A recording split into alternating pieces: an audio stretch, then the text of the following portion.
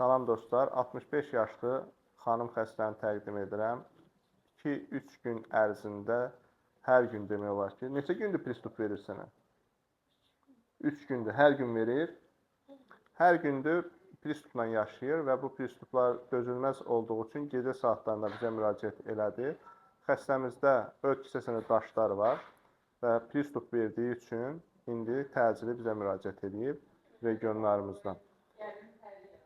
Və həmişə vurğulayıram ki, əgər ört kisənizdə daş varsa, onu saxlamayın. Çünki saxladıqda bu formalı pristup verir və yaş faktoru burada çox önəmlidir. 65 yaşla 40-50 yaşlarda olan insanın əməliyyata dözümlülük qabiliyyəti eyni deyildir. Və əgər sizlərdə və yaxud yaxınlarınızda ört kisəsində daş varsa, bu yaşlarda əziyyət çəkməyə qədər o daşı saxlamayın. Zamanında doğru həkimimizə müraciət edin və həmin daşlardan xilas olun. Əgər daş sizi incitmirsə, buna lal daş deyərək belə bir terminin altında ifadə edib, özünüzə bəraət qazandırıb zaman itirməyin. İtirilmiş zaman gələcəkdə, bax bu yaşlarda, bundan da daha çox yaşlarda ciddi pristuplar halında gecə saatlarında müraciət etmək məcburiyyətində qoyur sizləri.